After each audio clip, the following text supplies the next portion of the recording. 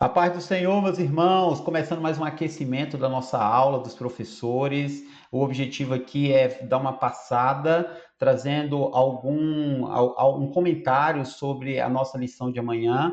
O professor que vai ministrar, ele esteja livre, caso ele queira utilizar algo que a gente fale aqui, possa ser útil para a sua aula, que ele utilize, né? Caso não, o importante é a gente fazer um aquecimento de forma que todos os professores, né, mesmo aqueles que não vão poder estar, ou seja, por trabalho, ou seja, na questão de estarem ministrando em outras turmas, então todos têm o mesmo acesso ao conteúdo, amém? Para isso, a nossa lição número 10, a missão dos discípulos de Cristo, vem sob uma perspectiva de falar sobre o evangelismo, né? Falar sobre disseminar a palavra de Deus. E para isso, a gente vai trabalhar da seguinte forma: primeiro ponto que eu quero trabalhar aqui, trazendo um subsídio, é acabar com o mito institucional. O que é isso? Olha, algumas pessoas pensam que eles veem que a questão do evangelismo, a questão de levar a palavra, envolve apenas uma questão da instituição. Não, é a igreja que tem que tomar as iniciativas. Não, eu não tenho que tomar uma iniciativa para divulgar o evangelho. Eles pensam também e eles começam a delegar a essa função ou essa tarefa para as lideranças. Não, isso é coisa de pastor, isso é coisa dos obreiros, isso é coisa do departamento de missão, isso é coisa das lideranças. E aí é um pensamento equivocado, né? É um mito institucional, algo que não deve pairar sobre nossas mentes. E aí vem a questão: qual é a realidade bíblica? A realidade bíblica, ela vem sob uma convocação pessoal de cada discípulo, ou seja, indivíduo. Cada um de nós tem o ID, cada um de nós tem uma missão. Nós temos uma missão de quê? De levar aos outros aquilo que nos beneficiou, nos beneficia e vai nos beneficiar, que é a salvação eterna.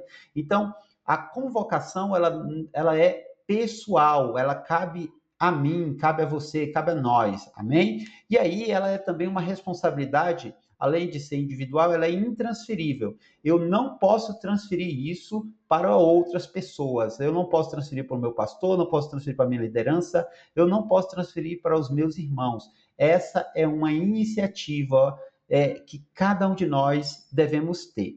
A outra questão é a gente falar sobre as diferenças, o que é o evangelismo e o que é o proselitismo, né? E o proselitismo, ele vem sob uma questão de convencer, tentar convencer o outro a qualquer custo, né? É uma prática que ela incomoda, ela é agressiva e ela é baseada em força. E entenda por força tanto a questão da força da violência física ou por armas, como alguns segmentos terroristas fazem, né, como o ISA, né, o Estado Islâmico e outros fazem com jovens, ou seja por uma questão da violência da fala, né, a questão da ameaça, a questão do terrorismo, né, o evangelho não é de terrorismo, o evangelho é para salvação. E aí, se nós temos uma proposta de dar uma boa notícia, essa boa notícia, ela vem como algo para solucionar um problema. Qual é o problema? O homem em seu estado de pecado indo para o inferno. Então, nós chegamos com o evangelho, com a boa nova, para anunciar o quê? Anunciar a salvação em Cristo Jesus. E para isso, eu que faço? Não. Eu vou convencer? Não. Eu sou apenas um dispenseiro, eu sou um seme, eu vou lá, ó, joga a semente. E quem vai dar, quem vai convencer, quem vai dar o crescimento? O Espírito Santo convence, Deus vai dar o crescimento. Então nós somos semeadores, apenas jogando a semente. Amém? Dessa forma, nós temos que nos atentar que a mensagem do reino, ela é universal. Ela resulta de uma transformação do interior e isso vai apresentar no exterior. O Cristo vai fazer a regeneração, o Espírito Santo vai trabalhar a santificação e com isso nós vamos refletir. Refletir em quem? As pessoas vão olhar para nós e vão ver que há algo diferente. Algo que nós fizemos? Não. Algo que o Evangelho fez em nós. né? E ela é fundamentada pelo seguinte, ó, baseada em uma responsabilidade espiritual, moral e ética. Então, o evangelho, ele vai trazer isso em nós. A partir de agora, nós somos vistos diferente. É o que a Bíblia diz, que agora nós somos príncipes, ou seja, alguém que está em evidência, alguém que tem uma importância. E para isso, nós temos que ter essa consciência, né? E aí Marcos 1,15 vai dizer assim: o tempo está cumprido e o reino de Deus está próximo. Arrependei-vos, crede no evangelho. Então, esse tempo, o evangelho, o evangelho do reino, ele foi inaugurado, o Senhor Jesus inaugurou ele. E agora, e o que é esse reino de Deus? É aquilo que o Senhor estabeleceu como princípios, normas e regras. Para quê? Para que o homem alcance o reino dos céus, o reino de Deus colocado dentro do homem, no interior do homem. E a partir do trabalhar do reino, com a palavra, com o Espírito Santo, com o proceder, com uma vida renovada, nós seremos levados para o reino dos céus. Então, agora nós temos que ter essa noção. A mensagem não é nacionalista e nem restritiva. Alguns segmentos evangélicos colocam aquilo apenas ao seu ciclo, geralmente a sua comunidade, geralmente as pessoas da sua nacionalidade, geralmente as pessoas da sua própria família. E o evangelho não é isso. A Assembleia de Deus, ela veio para quebrar isso. Antes vieram outros e colocaram um evangelho restritivo dentro da sua colônia, dentro da sua comunidade. Mas a Assembleia de Deus, ela vem sob uma questão de anunciar a todos, né? Porque Deus amou o mundo de tal maneira que deu seu Filho unigênito para que todo aquele que nele crê não pereça, mas tenha vida eterna. Então, baseado nisso, é para todos. E aí vem essa questão: eu não guardo para mim, não. O que eu ganhei, eu entrego. É o que o apóstolo Paulo falou: o que eu recebi do Senhor também vos entreguei. Então, é entregue. Baseado nisso, nós vamos ter uma outra questão. O evangelho, ele tem um aspecto expansivo, né? E para ser expansivo, nós vamos nos lembrar de Atos 1:8, né, que vem sobre a questão primeiro em Jerusalém, nossos ciclos sociais mais próximos, depois a Judéia e Samaria e os confins da terra. Nós estamos nos confins da terra, geograficamente falando. De onde o evangelho partiu e onde nós estamos geograficamente é confins, chegou até nós, o último público a ser alcançado, chegou até nós. E aí, o evangelho vai trazer o quê? Uma responsabilidade generativa no discípulo. E o que é essa responsabilidade generativa? Ela vem sobre uma questão de a missão de gerar ovelhas e propagar o evangelho. Segue uma lógica expansiva guiada pelo poder do Espírito Santo. Ou seja, eu agora recebi, sou ovelha, vou gerar o quê? Outra ovelha. E vou gerar outra ovelha, outra ovelha, outra ovelha. Então, baseado nisso, é generativo. Eu vou gerar cada vez mais discípulos. Ide por todo mundo e fazer discípulos. E dessa forma nós vamos expandindo o reino. Dessa maneira, a postura do semeador é importante, porque o discípulo de Cristo ele não seleciona o público de sua mensagem. Geralmente as pessoas falam assim: não, eu não vou pregar para aquele público, eu não vou pregar para aquele outro público, porque eu não quero, eles não prestam. O evangelho é para isso, é para modificar pessoas e transformá-las. Então, não há uma postura sectária, não há uma postura, sabe, muito uma postura restritiva. Não, é para todos, eu não tenho que selecionar ninguém. Ele lança semente sobre vários terrenos. O semeador, o discípulo de Cristo, ele lança semente para todos os terrenos, todas as terras, corações. Então, não sou eu que tenho que julgar isso. O Espírito Santo, ele fará a sua obra. Eu só tenho que disseminar o evangelho. É para prostituta, é para homossexual, é para o cachaceiro, é para o idólatra, é para o fofoqueiro, é para o presidiário. É para todos, o evangelho é para todos. E o convencimento não vem por força ou violência humana, mas pelo Espírito Santo. Então, o Espírito Santo vai fazer isso, ele vai trabalhar. Eu lanço a palavra vai fazer esse efeito mediante o Espírito Santo. E assim o pecador é alcançado. A outra questão é que nós não anunciamos o evangelho com táticas de marketing ou publicidade. né? Nós temos um exemplo maior. Cristo veio e mostrou como fazer. O que Cristo fazia? Ele fazia aquilo que os fariseus, ele combatia aquilo que os fariseus faziam. Os fariseus, os sacerdotes, falavam com distanciamento do povo. Os fariseus falavam, eram ligados a uma liturgia, ao legalismo, e as pessoas ficavam separadas.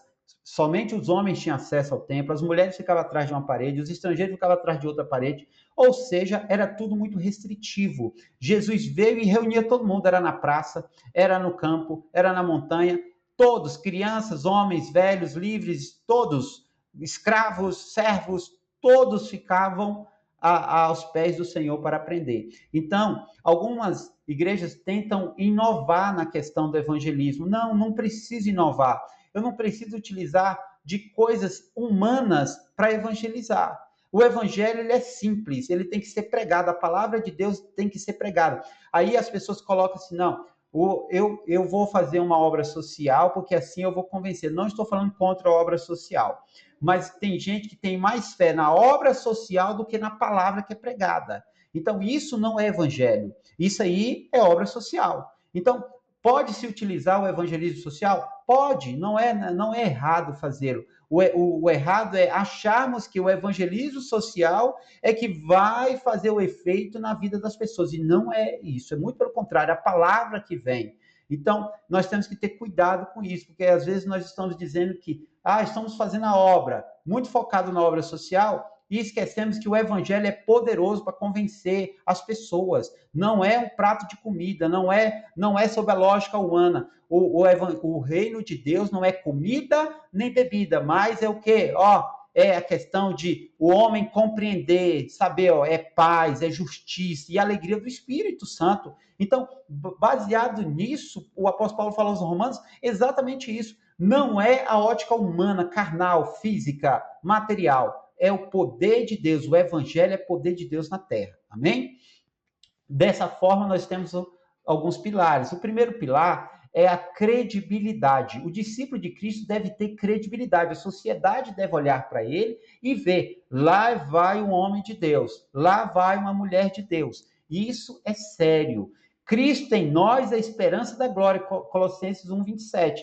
Cristo tem que aparecer em nós, morar em nós e os outros veem Cristo em nós. Amém? E aí, o discípulo não leva apenas palavras, ele carrega o modo de ser do Mestre Jesus. Mas tu parece com ele, tu fala como ele, tu anda como ele. Nós carregamos o modo de ser, parecer com ele cada vez mais, né? E viver uma mensagem que ela gera verdadeira aceitabilidade para quem ouve. As pessoas têm que olhar aquilo que falamos, elas vão nos ler nossas atitudes, nossa forma de pensar, e eles vão colocar isso com a palavra, vai juntar, e aí vai falar, não, verdadeiramente ali é um homem de Deus, é uma mulher de Deus. O pilar número 2 é humildade. O evangelho tira fardos pesados e não o contrário. Nós temos que ter uma abordagem de Jesus, explicar de forma pacífica e amorosa. Algumas pessoas vêm pregando primeiro o inferno, e aterrorismo, e vai aterrorizar as pessoas.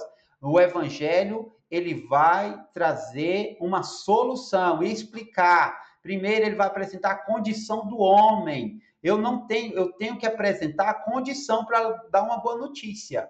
Agora, quando eu já vou falando sobre o juízo final para aquele indivíduo, isso não é evangelho. O Senhor Jesus, ele trazia, ele mostrava a condição do homem, ele mostrava a solução, mas ele também mostrava que caso houvesse uma rejeição, a pessoa teria um destino. Eu não começo falando sobre condenação, eu começo falando sobre a condição desse ser humano, e com isso eu venho com a solução para a condição pecaminosa dele, que é Cristo Jesus. Nós começamos pregar o evangelho com a salvação e vida. O evangelho é para a vida.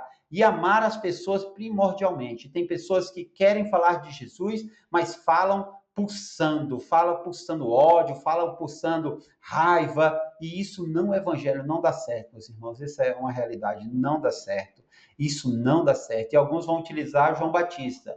João Batista chamava o povo de cobra, o contexto, ele chamava os religiosos, Ele chamava os fariseus que conheciam a palavra e deturpavam a palavra. Então, o evangelho, a base daquele que nós temos que seguir é Cristo. Cristo teve uma atitude e nos ensinou a pregar esse evangelho dentro de uma lógica objetiva, não é só falar. E o que nós devemos evitar? Começar com a morte e condenação. Aí algumas pessoas vão discordar, não, nós temos que pregar o inferno, que a pessoa vai para o inferno. Não, nós pregamos a condição do homem e pregamos a solução. Mas apresentamos isso ao final, caso não deseje isso, existe sim um destino, existe condenação, existe morte eterna. Então, esse é o erro de muitos que até fazem, mas estão fazendo equivocadamente. E aí, nós devemos evitar iniciar com provocações norteadas pelo ódio. Geralmente, pessoas que estão no lamaçal do pecado, eles estão machucados e feridos.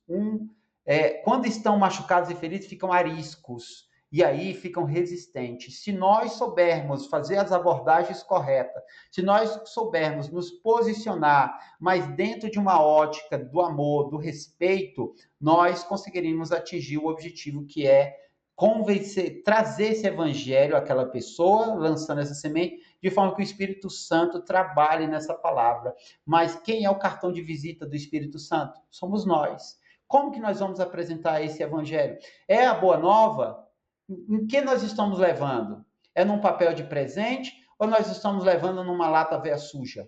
Se é a boa nova, tem que ser levado da melhor forma, porque aquele que vai receber, ele espera sim uma questão estética, ele espera sim uma questão física, ele espera sim uma questão humana, porque ele ainda não está no espírito. Abordar com amor não significa tolerância com o pecado, mas focar na solução. Não é que essa fala é para tolerar pecado, não. Eu estou falando de abordagem, eu estou falando de chegar. E aí, com isso, nós apresentamos a solução. É o pecador que sente o peso do pecado. É o pecador, porque ele já está sentindo o peso do pecado. Eu não venho e subo em cima dele para mostrar mais ainda isso, não. Eu apresento Cristo e Cristo vai revelar nele o peso, vai convencer ele, vai mostrar para ele. Amém? A outra questão o terceiro pilar é a compaixão. Quem pratica o evangelismo deve ter compaixão. Nós não podemos ter a síndrome de Jonas. Jonas era nacionalista, sectário, né? Ele separava. Jonas tinha uma questão de que, ele prega apenas para tirar o peso da consciência. Eu vou pregar porque ele me mandou. Eu vou pregar porque ele tem que ir, né? Tem que ir mesmo. Né? Eu vou pregar para que eu não vá para o inferno, para o sangue dele não vir clamar. Não é essa a lógica. A lógica é, eu não tenho que fazer por peso. Não deseja um resultado salvífico. Jonas não deseja um resultado salvífico. Muito pelo contrário, ele está pregando e quer que aqueles que estão recebendo a palavra, que morram. Então, Jonas tem um sentimento totalmente contrário. Ele está trabalhando para que não prospere. E tem muitos crentes dessa forma. Não, eu já fiz a minha parte. Não é fazer a parte. É como fazer, para quem fazer e por quem fazer. O coração de Jesus é diferente, tem intencionalidade e objetividade. O id importa tanto quanto o como ir. Olha, não é só fazer, é como fazer. E buscar fazer de uma forma intencional e com objetividade. Desejar genuinamente a salvação, né, da audiência. Você tem que desejar, nós temos que desejar que as pessoas sejam salvas e não ter o sentimento de João. Eu preguei o evangelho, então agora isso se torna como juízo e agora eles vão para o inferno. Mas lá no céu será colocado que eu preguei. Olha, o meu servo, a minha serva pregou para você. E aí eu tenho esse sentimento. Então, eu não tenho apreço por essas almas. Eu não tenho apreço. Não, que vá para o inferno, mas eu já fiz a minha parte. Isso não é evangelho. O evangelho tem intencionalidade e objetividade. Dessa forma, nós temos também a questão do peso do sacerdócio. Exercer sacerdócio significa exercer um ministério espiritual que é dado por Deus. Levar o evangelho é exercer um sacerdócio. A sociedade espera uma vida exemplar, digna e santa do discípulo, mesmo quando esta mesma sociedade não gosta ou até odeia a mensagem da cruz. O mundo não gosta de nós. O mundo não nos ama, muito pelo contrário, a Bíblia diz que ele nos odeia. Mas eles têm uma esperança que nós, como somos sacerdotes do Deus Altíssimo, eles esperam de nós atitude santa, atitudes ordeiras, atitudes virtuosas. Então, nós temos que pregar com testemunho, com nossa vida também, para que o mundo veja o trabalho de Deus em nossa vida. E assim eles desejem querer esse evangelho. A outra questão é que há uma guerra ao negar a si mesmo. Primeiro, nós vamos ter uma guerra pessoal, né? Porque abnegar nossas próprias vontades, isso é muito difícil, porque o velho homem habita em nós. Mas o espírito, ele está pronto, e dessa forma que ele está pronto, nós temos vigor mediante aquilo que o evangelho já nos deu para vencer nossas guerras pessoais. Uma guerra social, enfrentar a oposição ao nosso redor. Não fique achando que todos nós vamos ser bem aceitos. Podemos ser aceitos em alguns ambientes, mas tem ambientes que não somos aceitos, como não é. Nossos irmãos aí no mundo inteiro sendo presos, mortos, perseguidos por causa do evangelho. Então existe uma guerra social. Se a nossa realidade brasileira não é esta, mas de nossos irmãos que estão espalhados pelo mundo, é a realidade deles. Outra questão é a guerra espiritual, uma batalha invisível. Essa é vencida no campo espiritual, com a oração, com o jejum, na súplica. Então, nós temos um enfrentamento. O mundo espiritual é real. As hortes malignas, elas estão aí. Os demônios estão aí. Então, existe uma guerra espiritual. E nós venceremos mediante as armas que o Senhor nos deu. Consagrar a vida não é uma tarefa simplória. O evangelho só é possível de ser levado por um crente salvo. Os sacerdotes tinham todo um ritual para colocar as roupas de purificação. Isso levava tempo, isso exigia uma disciplina. E aí, com isso, hoje, espiritualmente falando, a vida consagrada, ela vai exigir sim de nós muito. Isso não é simples. Por isso que um sacerdote de Cristo, aquele que exerce o sacerdócio, o ministro de Deus, a vida dele é de constante abnegação. A vida dele é de bastante disciplina, para que ele possa estar em conforme aquilo que o Senhor colocou, porque ele serve um sacerdócio do Deus Altíssimo, Santo, Poderoso. Dessa forma, existe uma demanda urgente. Essa demanda de urgência, ela vem sobre a questão de seguir a Jesus significa ser inserido em uma causa muito maior do que tudo na vida terrena. Essa causa, ela é maior porque ela envolve eternidade.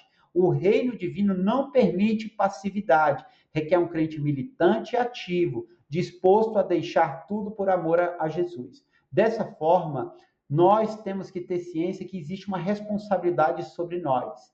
E essa responsabilidade, ela vem sob uma demanda de urgência, porque são almas. As almas podem se perder, as almas podem ir sim para o inferno. Então, requer de nós, né, uma atividade. Crentes militantes que militam na obra, que militam por Cristo Jesus e o seu evangelho. Amém? A outra questão é validando a missão.